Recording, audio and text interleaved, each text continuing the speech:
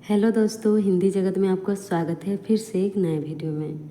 इसमें हम समानार्थी यानी कि पर्यायवाची शब्द और उसके जितने भी सारे समानार्थी शब्द हैं उनको करेंगे। तो चलिए शुरू करते हैं। अग्नि। अग्नि एक शब्द है। इसके समान अर्थ वाले शब्द क्या क्या हैं? आँख, पावक, हुतासन, अनल।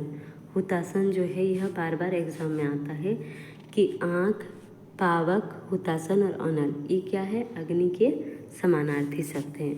अंधकार के अंधेरा ये तो पता चल जाएगा। तिमिर, तिमिर भी अंधकार का ही पर्यायवाची है। तम और अंधियारा, तम, तिमिर और तम यह दोनों समान लग रहे हैं तो यह अंधकार का ही है। अंधेरा, अंधियारा, अंधेरा, अंधियारा, तिमिर, तम ये चारों क्या हैं? अंधकार के समानार्थी। अंधेरा, अंधियारा, अंधेरा, अंधियारा, तिमिर और तम। अगला है अमृत का क्या होगा? अमीय, सुधा, पीयूष। याद कर लेना है, पीयूष जो है वो अमृत का ही पर्यायवाची यानी कि समानार्थी शब्द है।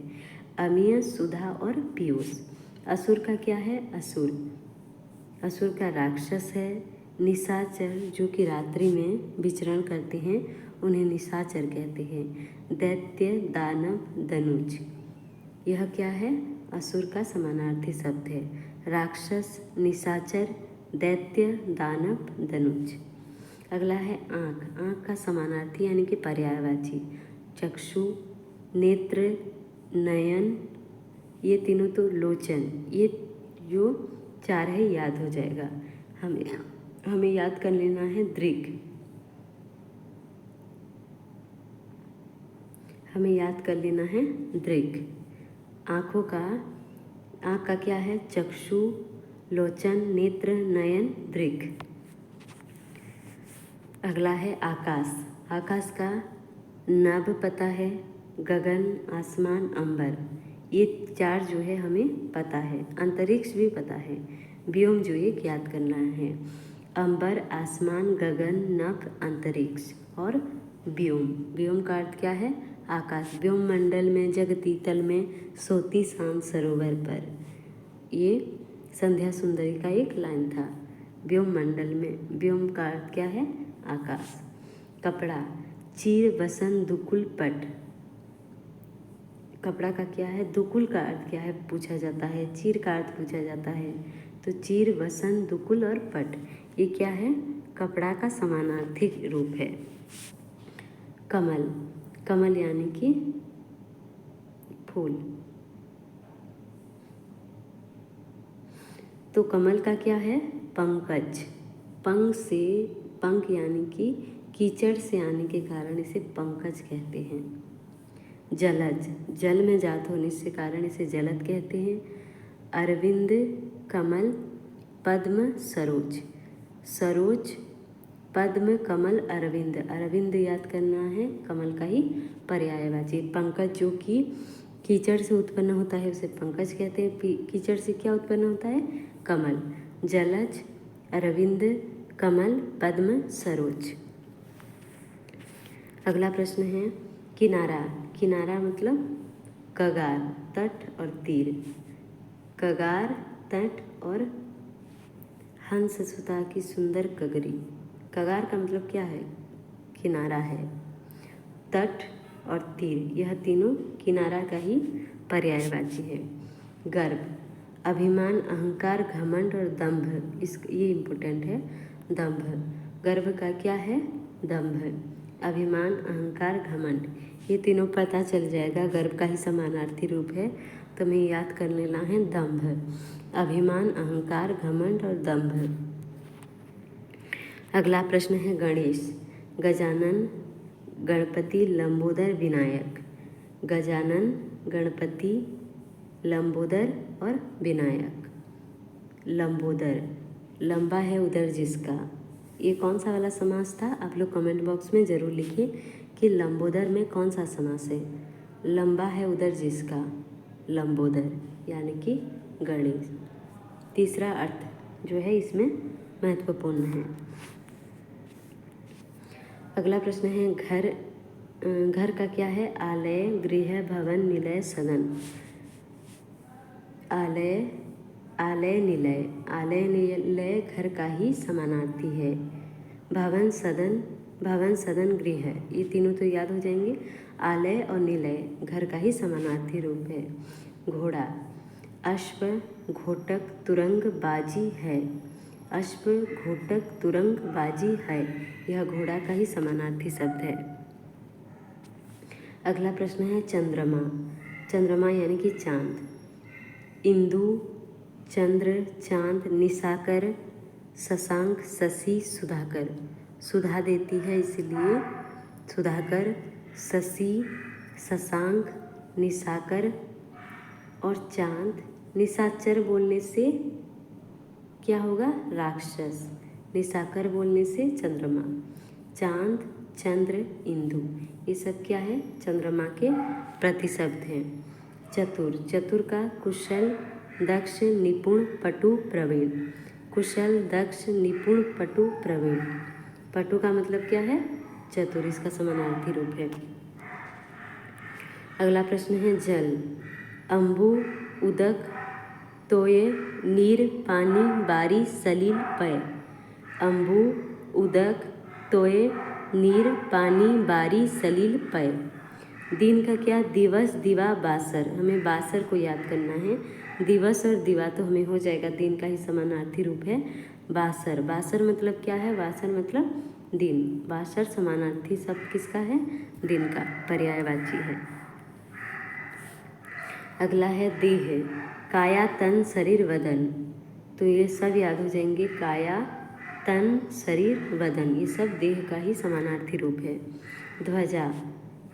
ध्वजा, केतु, पताका, झंडा, निशान, तो इसका एक याद कर लेना है। केतु, पताका, झंडा, निशान, यह सब क्या है? ध्वजा के समानार्थी शब्द हैं।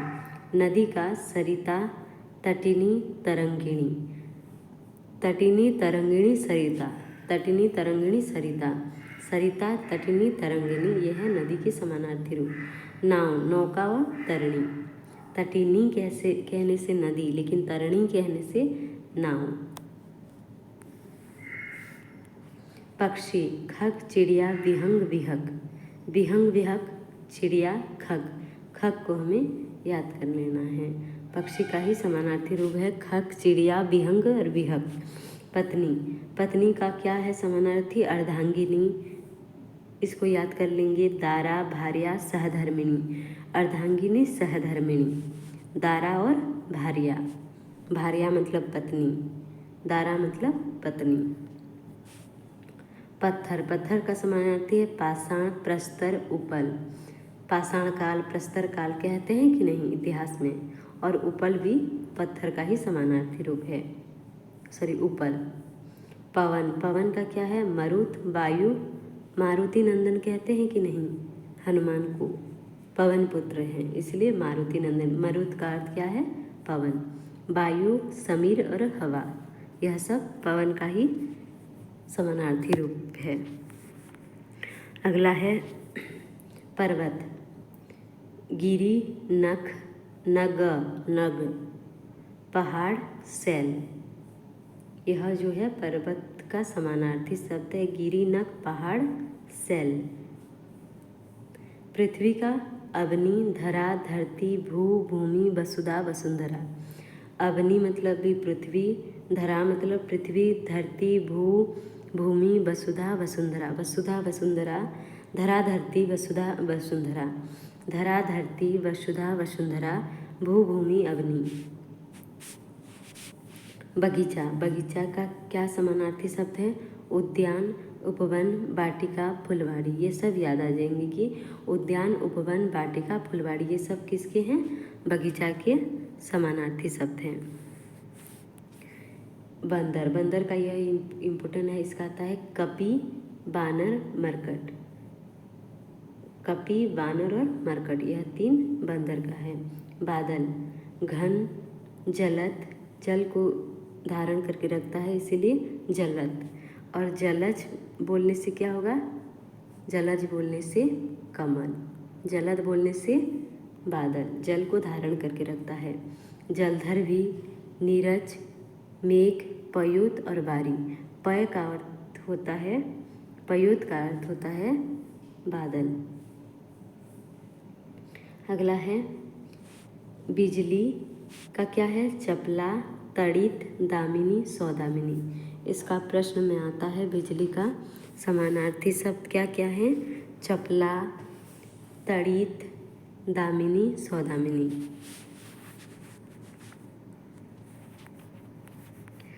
अगला प्रश्न है भौरा, अली, भ्रमर, मधुकर, मधु।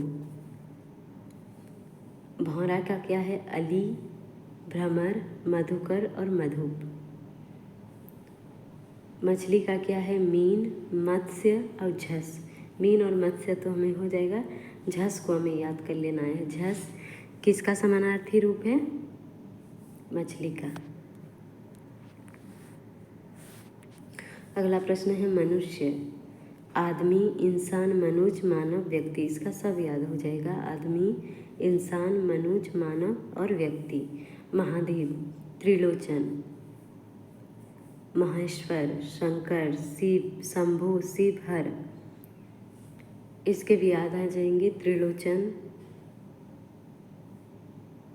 महेश्वर, शंकर, शंभु, शिव और हर। त्रिलोचन कौन सा समास होगा, तो इसका एक तीसरा अर्थ निकलता है, इसी कारण यह बहुव्रीहि समास होगा। त्रिलोचन में त्रि जो है यह संख्यावाची होने के कारण भी यह जो है इसका तीसरा अर्थ निकल रहा है, जो कि महादेव है। त्रिलोचन का अर्थ क्या है, महादेव, इसी कारण यह बहुव्रीहि समास होगा।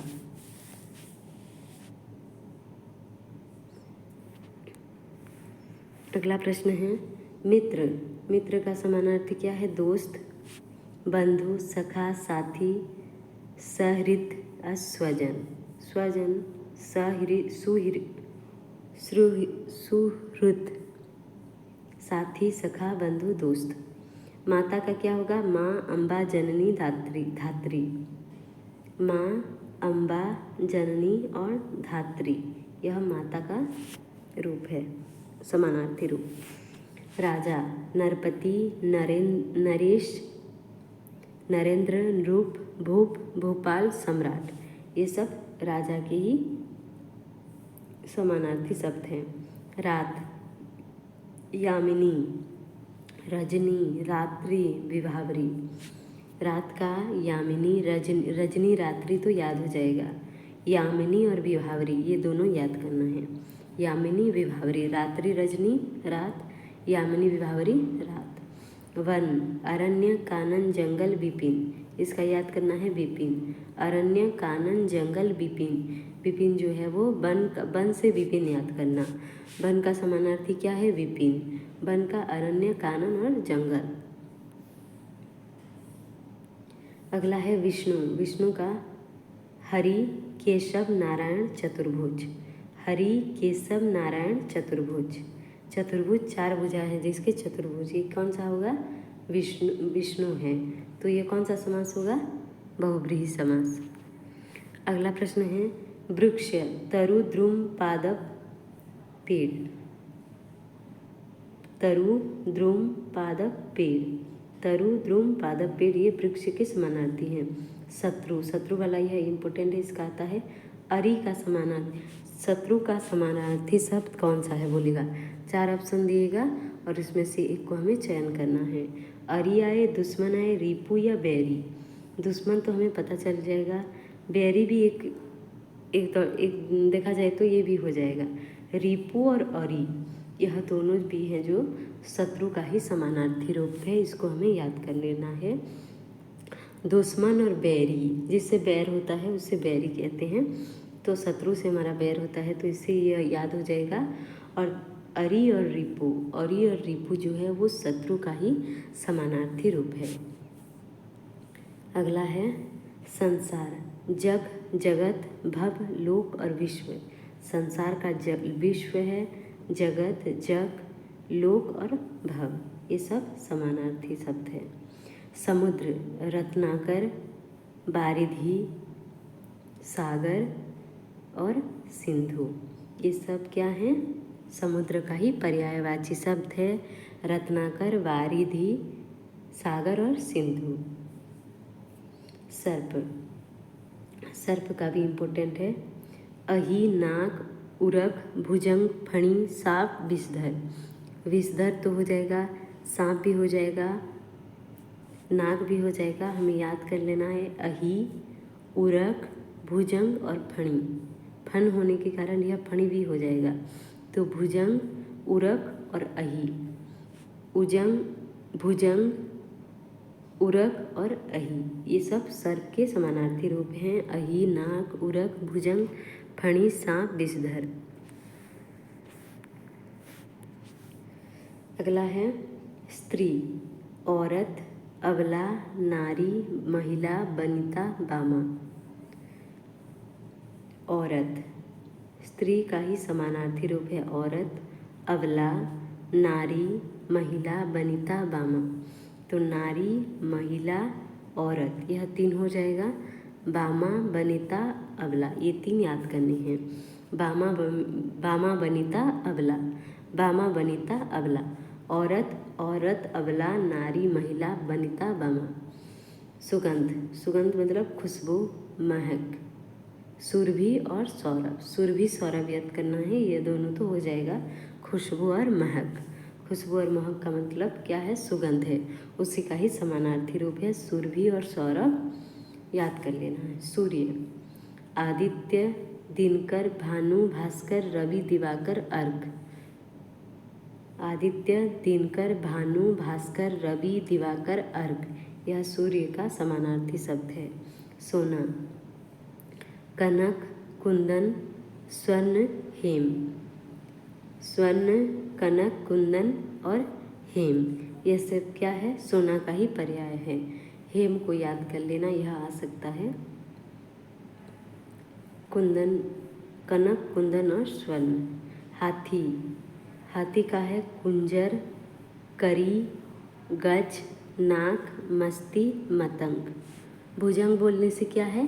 सांप है, और मतंग बोलने से हाथी। कुंजर, करी, गज, नाक, हस्ती, मतंग, ये सब जो है ये हाथी का ही समानार्थी यानी कि पर्यायवाची शब्द है। इस प्रकार ये सब थे समानार्थी शब्द। तो अंत तक बने रहने के लिए धन्यवाद। चैनल में नए हैं तो चैनल को सब्सक्राइब करें, लाइक करें, कमेंट करें और अपने दोस्तों के साथ शेयर करें। मिलते हैं अगले वीडियो में।